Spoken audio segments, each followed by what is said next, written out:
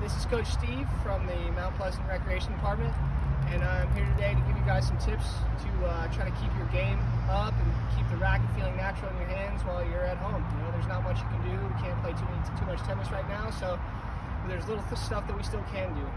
But first, before we get started, I'd like to thank everybody on our staff, Coach Clay, Coach Brad, Coach Tim, Coach Mike, Coach Zal, Coach Nisi, Coach Laney, and Kevin, Shelly, Haley, Joe, Winky, and Lou. I hope you guys are doing well, you're staying safe, and I'm excited to get back to business and see you guys soon.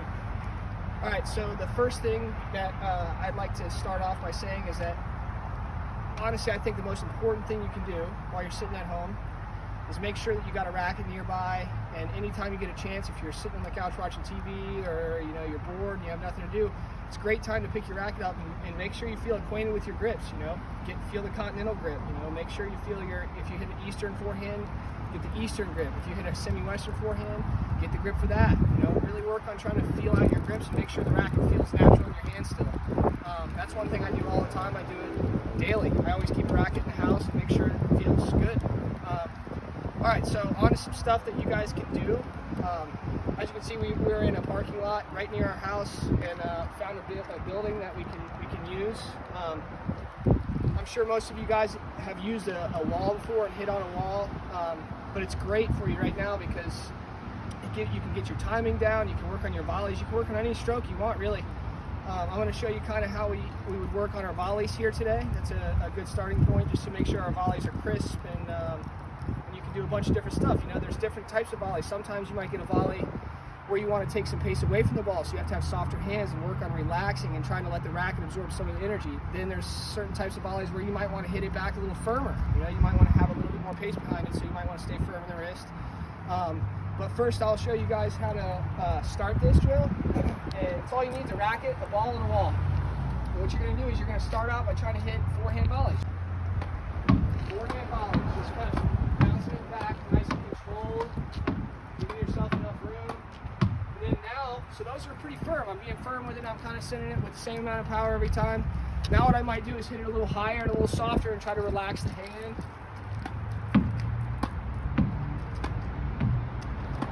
Just soft.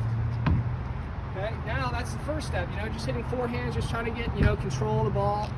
Now the second thing you might do is try to alternate. It's a little tougher, but it's good to be able to work on your footwork and rotating your body and turning to the correct side.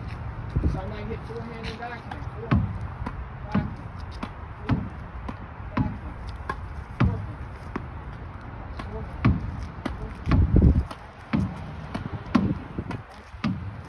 Okay, so you can try to do that as many times as you can. That's a good drill for working on consistency and working on trying to hit a similar spot. You might try to find a spot on the wall and hit that same spot over and over and over.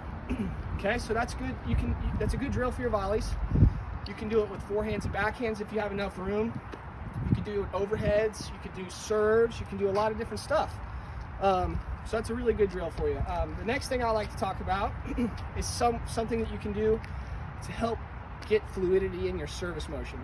You can do this at home. That's all it requires is a couple of tennis balls, maybe 2 or 3, a pillowcase, and that's it, and maybe a hair tie.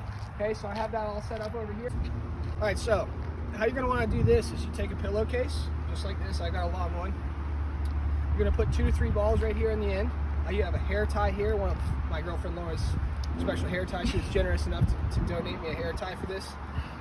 So it gives you a little weight in the bottom, but also stays very flimsy throughout the middle, so you can work on trying not to be too tense or too rigid, and so you have a very fluid motion. So what I do is I'll swing it back and forth a couple of times, right? And then I'm going to just do my normal service motion: up, over my head, drop down, swing through. And you can just repeat almost like a figure 8. You can keep doing it, and then this will really help you with your fluidity. So yeah, just fluidity. That's what our main thing is on almost every shot in tennis, right? We want to try to have a very fluid motion, let our body rotation and the mass, our center mass, do all the work for us. Rotation is humongous, and fluidity is humongous. So this is a great drill to work on your serves, just being very fluid. And just figure out you can do this, 15, 20, 30 times, and hopefully eventually it starts to help out your service motion. So I do this a lot. I have a training aid that really helps with this as well. And now what happens after you're done with this and you start to feel like you're starting to get a very fluid motion, what you do is just transfer over to a racket. Put a racket in your hand, okay? Put a racket in your hand and do the same thing you were just doing. Remember all of the very loose muscles you had in your arm and your body very relaxed. And do the same thing. Come up, go through, rotate. Very fluid, very relaxed, not trying to make it very choppy. This is a great thing to do to really try to help your service motion and get very fluid motion here. That's a great drill for your serve. It really helps out. And one last thing I'd like to say is, the first drill we did when we work on our volleys against the wall, after practicing with your service motion and making your serve fluid, and once you start to feel you've got that down, the figure 8 down, what you can do is you come up to the wall just like we are here, right? And practice your serve, or practice your overhead, or practice any shot really, but this is great. You can sit here and go boom, boom, and it rifles right back to you. So, these are just a few tips you guys can do. I know everybody's itching to get back out in the court, and I am too, and I can't wait to see you guys out there, but I hope that you guys use these in the meantime, and I hope to see you soon.